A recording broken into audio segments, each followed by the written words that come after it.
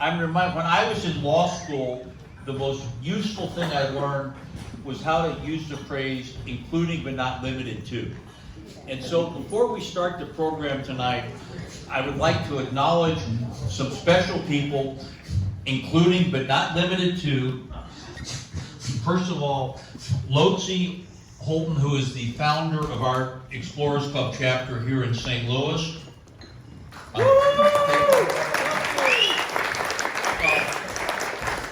Mabel Perkerson, who has been a pillar of the chapter for many, many years and is currently the archivist. Rhonda Hamdabrigi, who is the director of our airport, and since aviation is the theme of our program this evening, how could we leave her out? Inspiration of a type that was probably not imagined when the Explorers Club was founded 125 years ago. Eric Lindbergh, who is the grandson of Charles Lindbergh, and I was pleased earlier to present him with a photograph of his grandfather with my grandfather that was taken 95 years ago, almost to the date, February 16, 1928, at the other end of Log Cabin Lane at the Log Cabin Club. I pointed out that my grandfather's this really old man in the picture, unlike Lindbergh, and my grandfather was 20 years younger than I am right now. So, first we had canoes and pirogues at the riverfront in St. Charles, commemorating the voyage of expedition by Lewis and Clark. We then, in I think it was May or June, were at aviation at the Holton Hangar in St. Charles County. And then in July, bicycles were the theme. I was honored to present the Explorers Club flag to someone who had recreated the ride of so-called Iron Riders. These were Buffalo soldiers, African-American soldiers, who traveled from Montana to St. Louis on bicycles. Fully loaded, those bicycles weighed 600 pounds, and of course there were no paved roads. They were going through mud, and even the recreation was impressive. So the man, Eric Cedeno, who recreated that ride, was explorer in my mind, and he was commemorating something incredibly more difficult than anything I can imagine. So back to aviation. John's biography, Captain John Marshall's biography, has been distributed to everyone here. We will take this as read. I will not take precious time away from the program by repeating it. He has graciously agreed to entertain questions. I'm sure that's not necessary for this group, for some other groups I chair.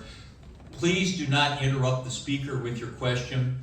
And when it is time to ask a question, remember what a question is. It's no more than 2 or 3 independent clauses followed by a question mark. It's not your soliloquy or monologue. We're here to hear the speaker, not your version of wisdom you think we all need to complete our lives. So with that, I'm pleased to introduce Captain John Marshall.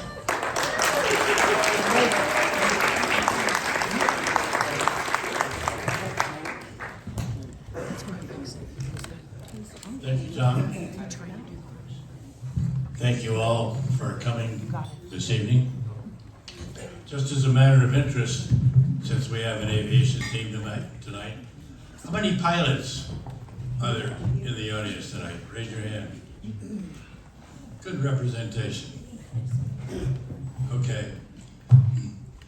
This dovetails into the Explorers Club in a way, because the trip that I'm going to talk about tonight was an incredible feat of exploration. It involved a Pan Am Boeing 314 flying boat that you can see on the slide here,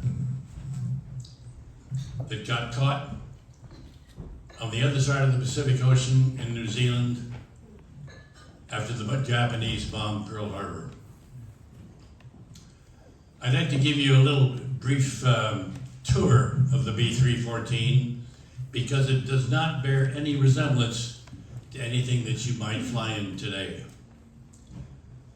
she was a flying boat. And flying boats were the means of intercontinental transport back in the 30s. You might say, why not land planes? In those days, there were no land planes that could make the journey from the west coast of the United States to Hawaii. And even if there were no airports that were big enough to take them. The longest overwater stretch on the planet without a place to land is the stretch between the west coast of the United States and the Hawaiian Islands. That was the primary consideration for the design of the flying boat. This flying boat, the B-314, was first delivered to Pan Am in 1939. It was designed under the auspices of One Trip and his engineers, and it was designed to carry passengers in the ultimate in luxury across the ocean. It was like a yacht in the sky. It could carry 76 passengers on short daytime flights and 36 passengers on long overnight trips. She was powered by 4 huge Wright 2600 engines, each developing 1,700 horsepower. She weighed 84,000 pounds, of which 36,000 was fuel.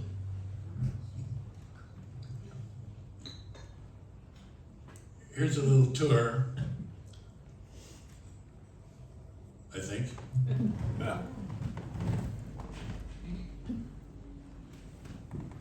This is Robert Ford's route, which I will get to in a minute, but I want to go through and show you the Boeing 314. This is the interior.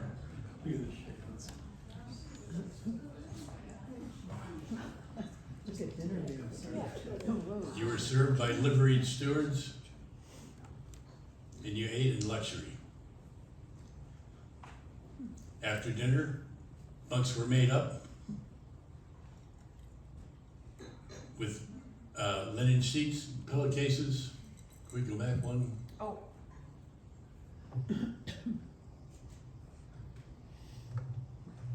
There. And you went to bed for an 8-hour sleep. To put this a little bit in perspective, if you were going to fly from LA to Honolulu today, you'd go to LAX and you'd get on a 767, and 5 hours later, you'd be in Honolulu. If you got on a Boeing 314 at LAX, right after takeoff, they would serve cocktails, and then a 4-course dinner that was cooked on board and served by liveried stewards. And after dinner, you might play a few rubbers of bridge or read a book, and then you'd retire to the powder room where you got into your pajamas while the stewards lowered the bunks from the overhead compartments and made them up with sheets and pillowcases, and you got into bed and you had 8 hours of sleep. You woke up the next morning, you got dressed and then had breakfast, and you still had 6 hours to go to Honolulu. A little different. When I first went to work for Pan Am in 1964, I was lucky enough to fly with some of the old-time boat captains that flew the flying boats. And they had wonderful tales to tell. And one story that stood out and became part of Pan Am lore was the story of the Pacific Clipper. The Pacific Clipper was a B-314 that was to operate Pan Am's weekly service between the west coast of the United States and Auckland, New Zealand. It involved 6 stops, each one of them overnight. The first one, the 22-hour marathon that I mentioned, to Honolulu.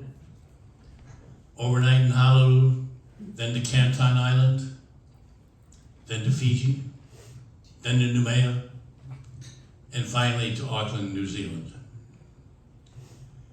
Captain Robert Ford and his crew of 10. Pan Am Captain Robert Ford and his crew left Los Angeles for Honolulu on December 2nd, 1941.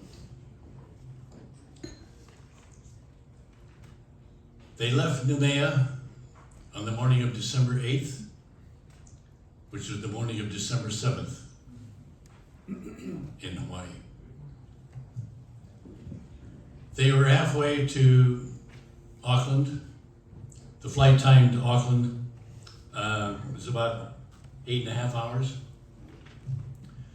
When one of the radio officers, trolling the frequencies for any kind of message, any kind of thing they could use for progress, and they picked up an unclear message that the Japanese had bombed Pearl Harbor. Instantly, everything changed. Captain Ford reached into his briefcase and he pulled out an envelope that had been given to all Pan Am captains when they left San Francisco, and it was labeled Plan A. Only to be opened in the event of hostile action by enemy forces. It was a detailed discussion of how they were to proceed, depending on how far they were in their journey.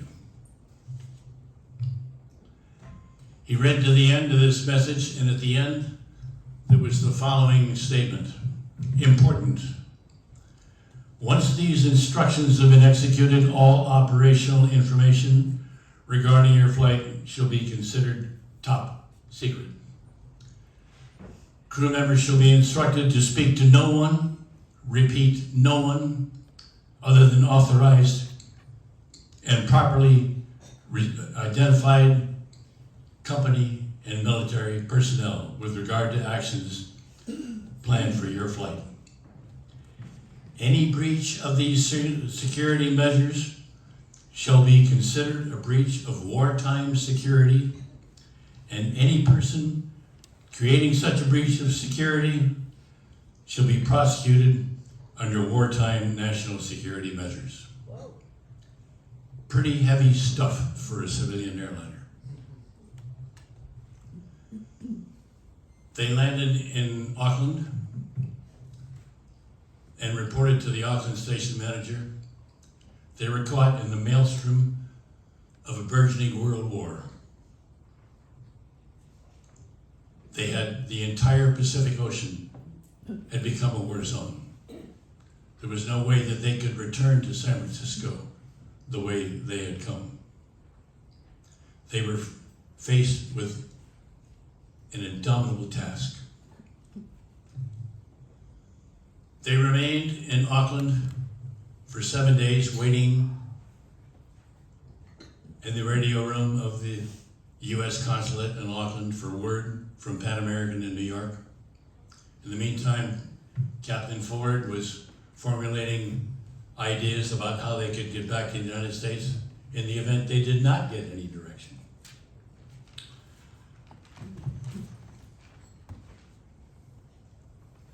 Finally, they received a message from New York. It said, normal return route canceled. Stop. Proceed as follows. Strip all company markings, registrations, numbers, and identifying images from your aircraft. Proceed westbound soonest. Your destination, your determination to avoid hostilities,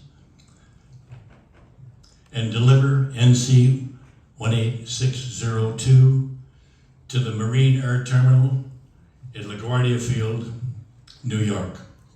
Stop. Good luck. Stop. Ford and his crew had no money. They had no charts, no maps.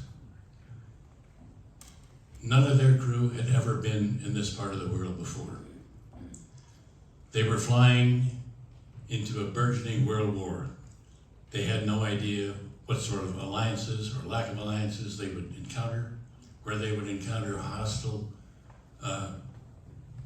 forces. They were flying a flying boat over deserts, oceans, and jungles in an airplane that could only land on water. Just before they left Auckland, they received another communication from New York that they were to return to Noumea in the New Caledonians, which was their last port of call before Australia, to pick up all the Pan Am personnel there.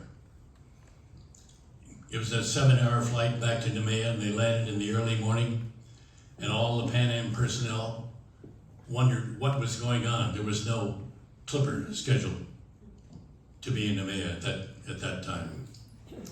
Ford gathered all the Pan Am personnel in the operations office, and he said, "My instructions are to take you all to Australia, where you will be put aboard a steamship and taken to the United States via South America." He was asked, "How long do we have to get ready?" He said, 1 hour. Not only that, but you can only carry 1 suitcase apiece. Because of the spare parts that they had to load in Auckland and the fuel that they had to carry, plus the spare engine that they unloaded in Noumea, they were up to max gross weight. They took off in the morning and headed for Gladstone, Australia, which is where their odyssey really began. They landed on a Saturday morning, and the arrival of this big flying boat that no one had ever seen before drew huge crowds to the waterfront in Gladstone. And among the onlookers that approached Bob Ford was a young gentleman who engaged Ford in conversation, and he said, when Ford explained what their journey entailed, he said, "Do you have any money? How are you going to pay for all this?" Ford said, We don't have a lot of money."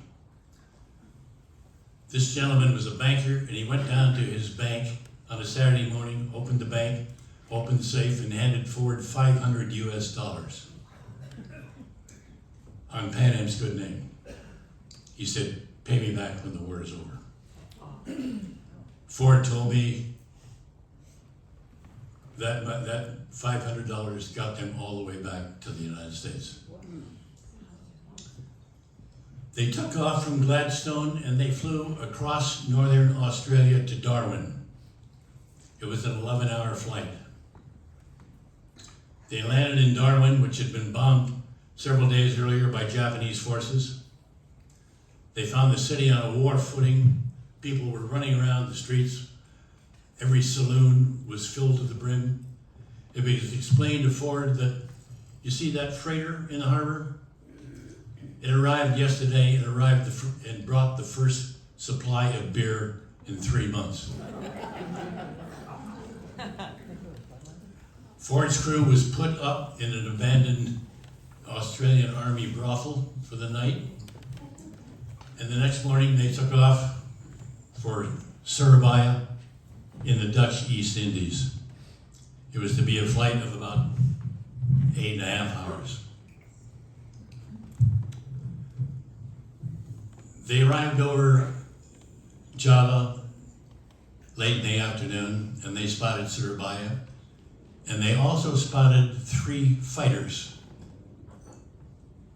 that had appeared out of nowhere and joined up on the big Boeing's wing. And the radio operator, Ford's radio operator, said, "Skipper," he said, "I can hear them talking to their ground controllers, but I can't make contact with them." And their conversation with their ground controller went something like this: She's a big one. I've never seen anything like this before. There's no identifying marks on her. What do you want me to do? The controller said, keep an eye on her. If she makes one false move, blast her out of the sky. So the three fighters joined up on the Boeing's wing, and Ford made a very, very gingerly approach to Surabaya Harbor. Half of the U.S. Navy's Pacific Fleet was anchored in Surabaya. He couldn't find anywhere in the harbor to land the 314, so he landed it just outside the harbor and taxied in to the mooring facilities. A small boat came out to meet them with several people in the bow, waving him on. They wouldn't get very close, but they kept waving Ford on.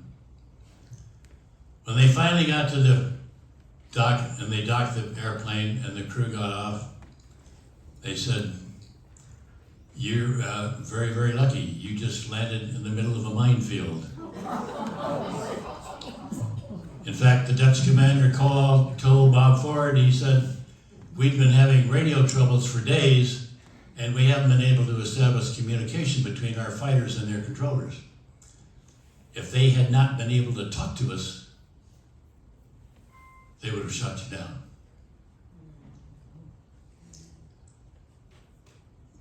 Ford and his navigator and the first officer were able to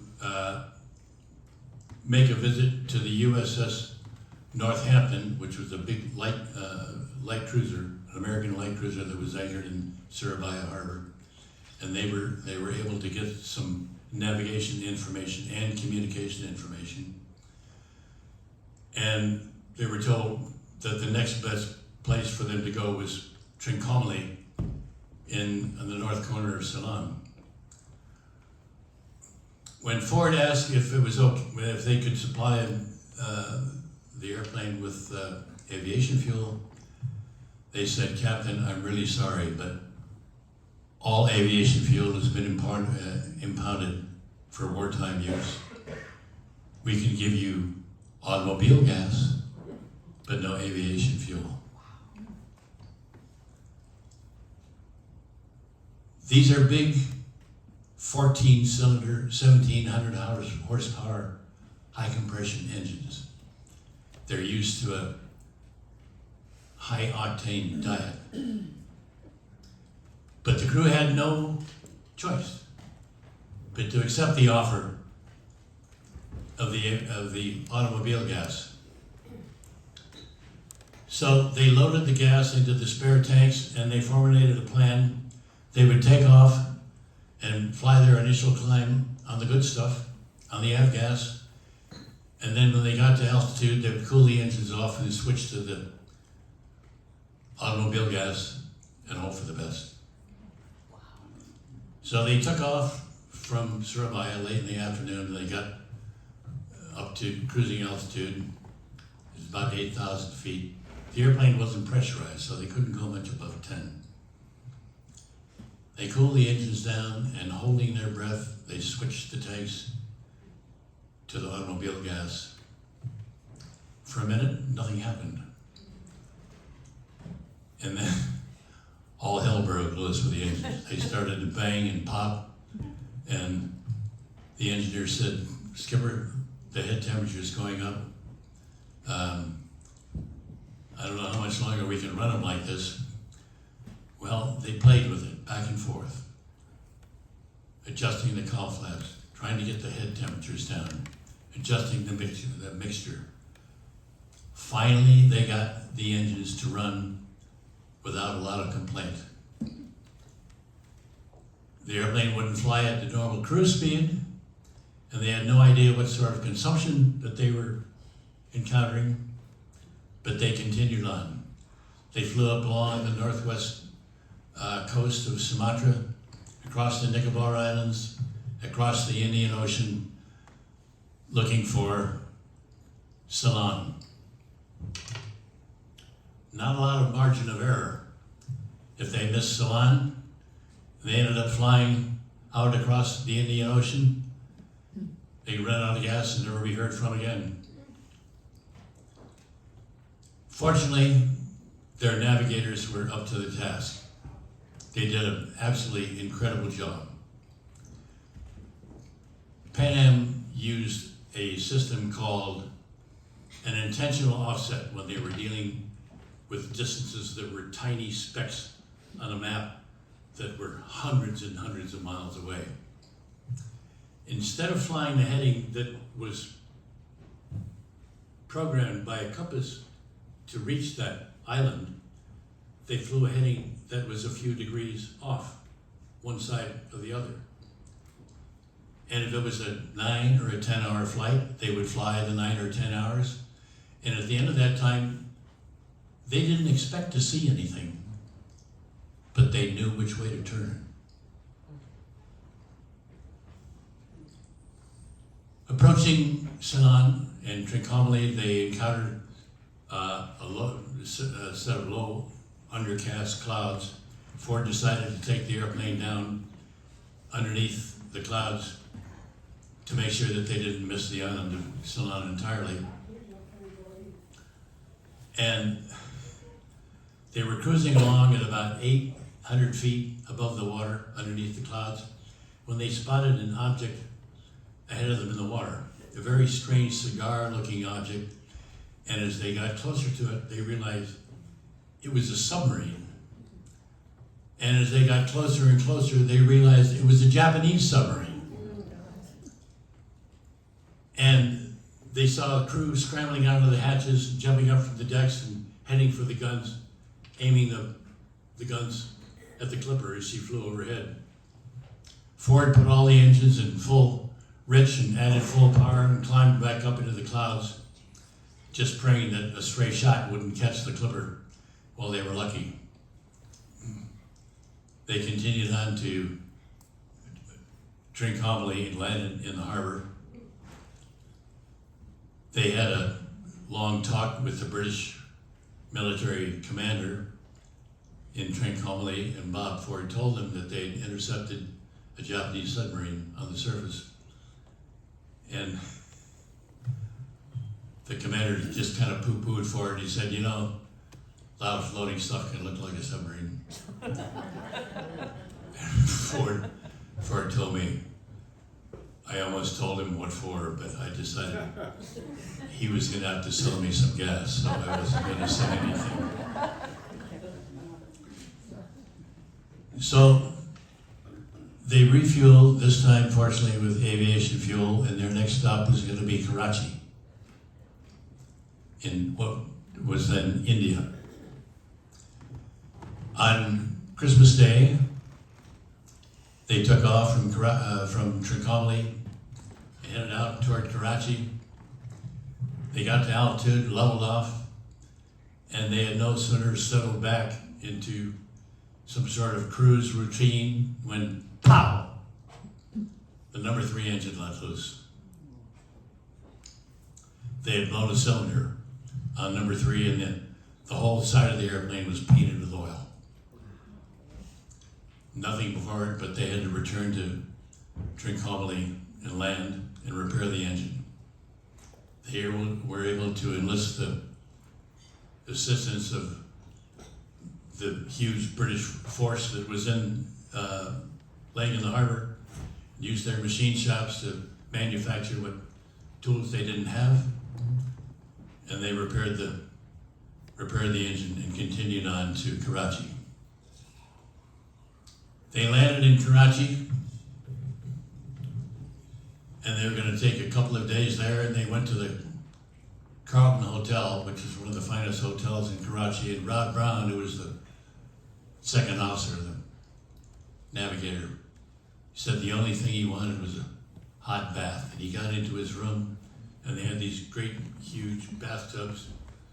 Rob got in the tub, poured himself a really hot bath, and laid back and soaked in it.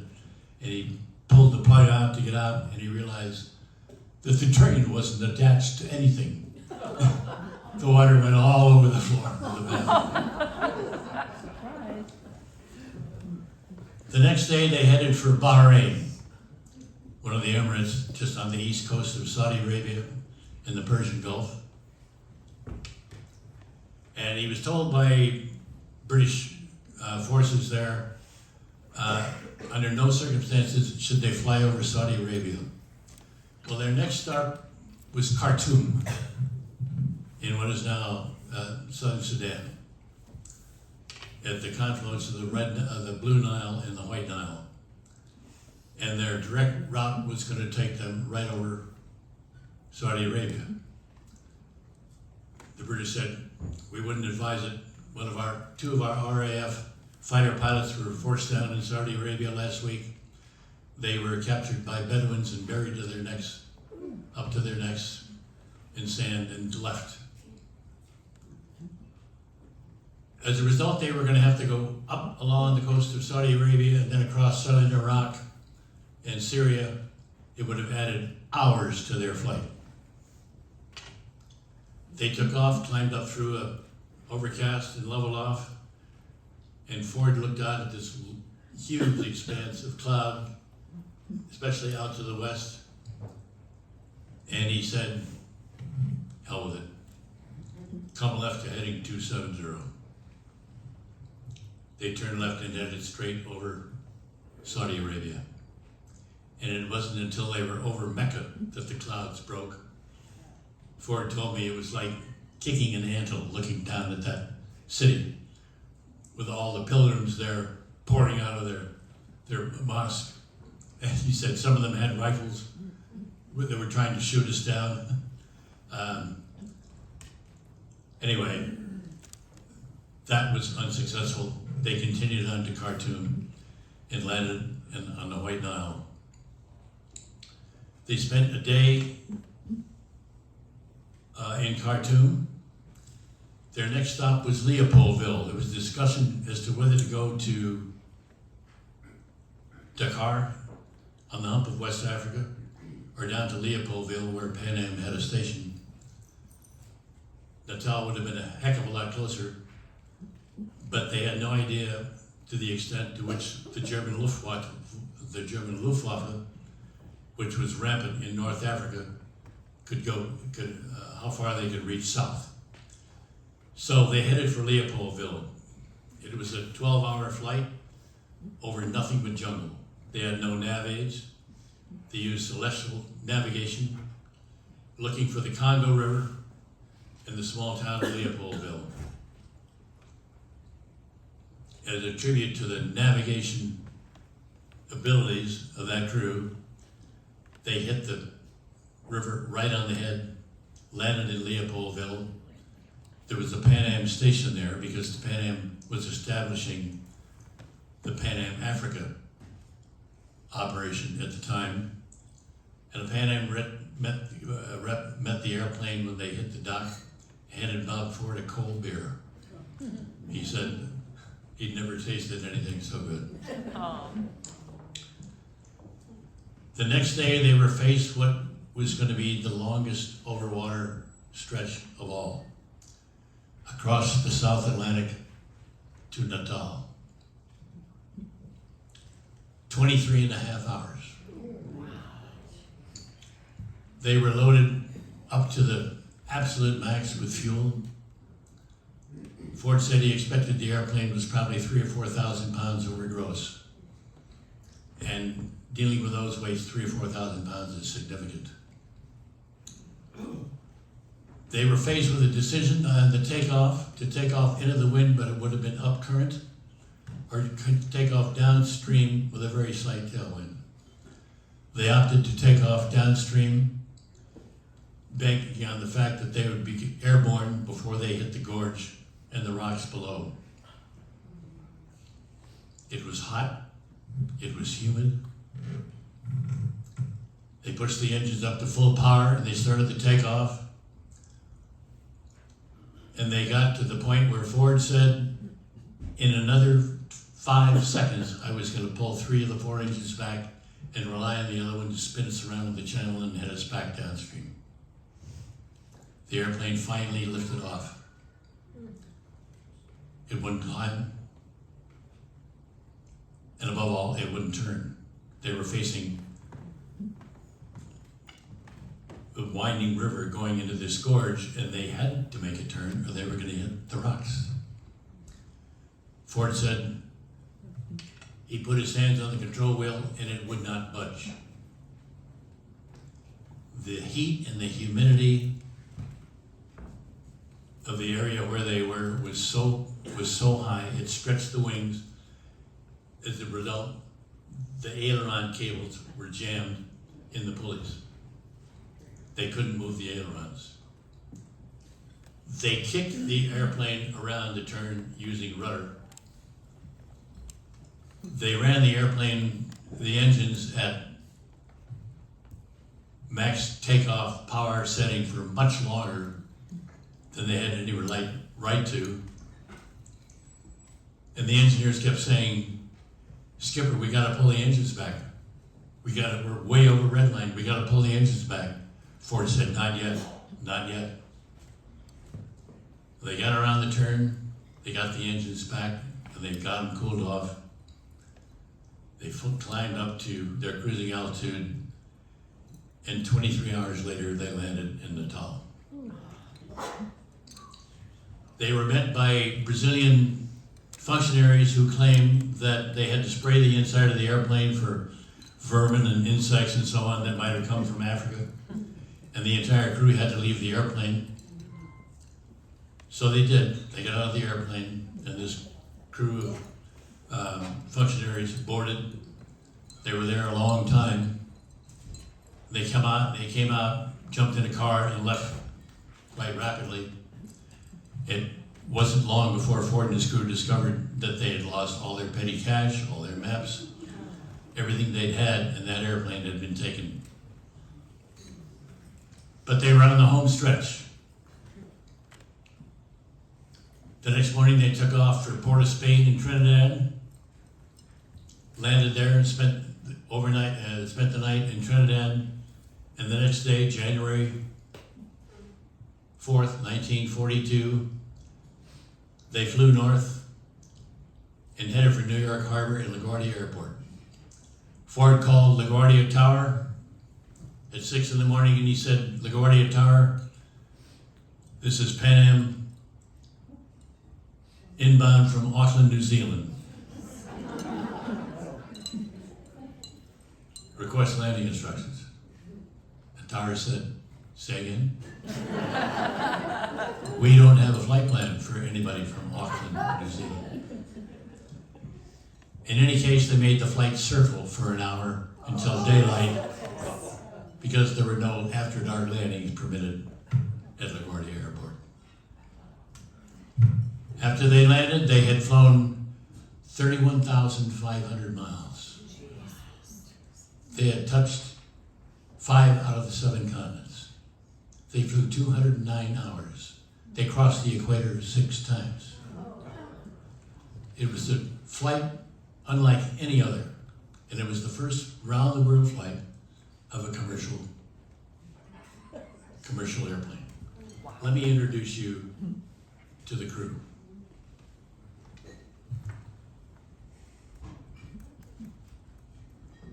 This is the flight deck of the Clipper.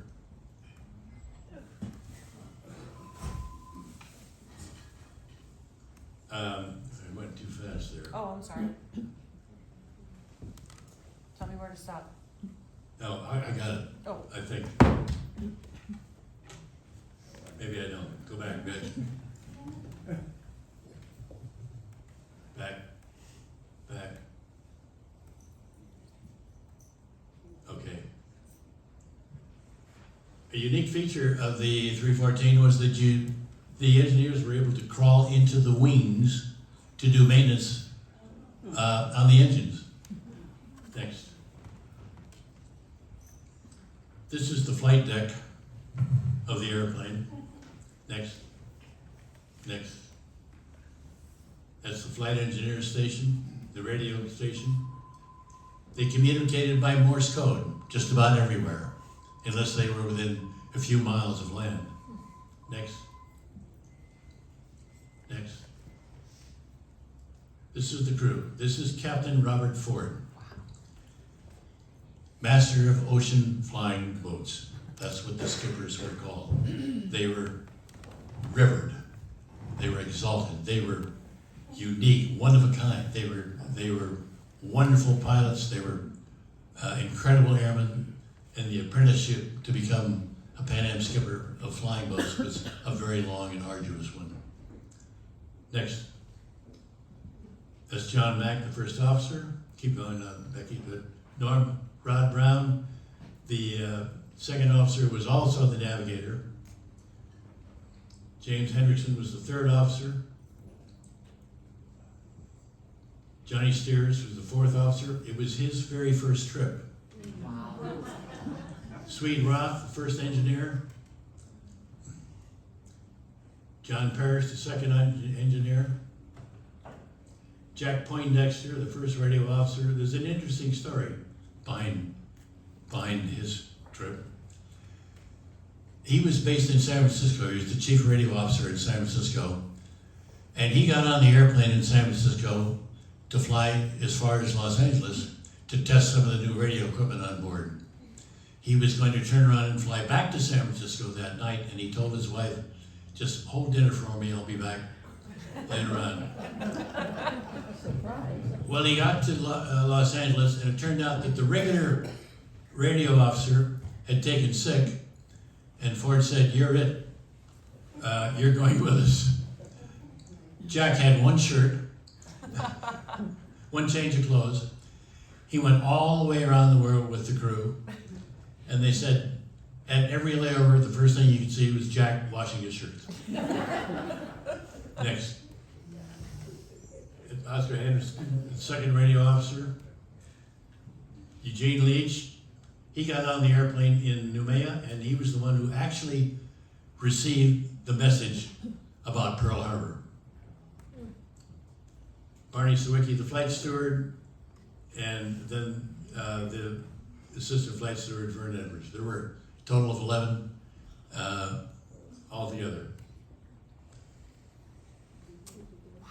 Wow.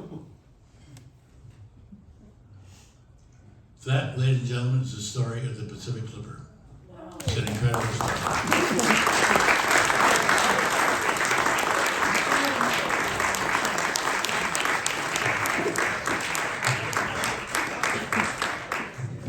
Thank you very much, John. As I said, John has graciously agreed to entertain some questions, keeping in mind the definition of a question.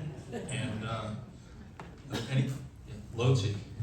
When you talk about steering a few degrees off, did they know about True North back then? Was that popular? Well, yeah, certainly. Yeah. Yeah, the question was, as far as the intentional offset is concerned, did they know about True North? Yes, they did.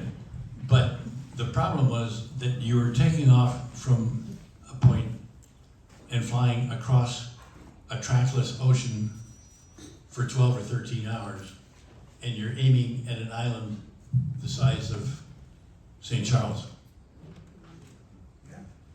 And if you pick out a heading that's going to take you right to that island, and your time runs out, and there's nothing there, which way do you turn?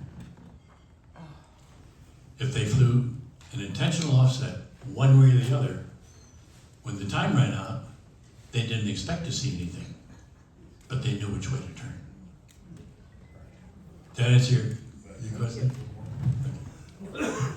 Yeah.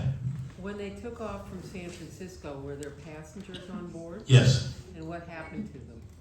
Well, they continued on to New Zealand. They went from San Francisco to LA and picked up more passengers in LA. And then they went all the way through Honolulu, all the way down to New Zealand. It was a regular scheduled passenger flight. I think there were something like 17 or 18 passengers on the airplane, I'm not sure. In the back, I thought that someone in the back, sorry, someone in the back had his hand up first. What became of the airplane? The airplane landed in New York and entered service with the Atlantic Division and flew routes across the Atlantic. There were no, yes, go ahead. Yes. Next question? What, Amy, what? No, I was just wondering if all the passengers from San Francisco disembarked in New Zealand and they didn't go on. Oh, no. New Zealand was the end of the service. I mean, they bought a ticket to New Zealand, I see. and they got off the airplane in New Zealand, and ordinarily it would have turned around and operated back to San Francisco the way they came. But because of the war, they couldn't do that. Yes, sir. Apparently, there are no more flying boats from service with Pan Am or anybody else. The Flying Clippers went the way of the passenger pigeon.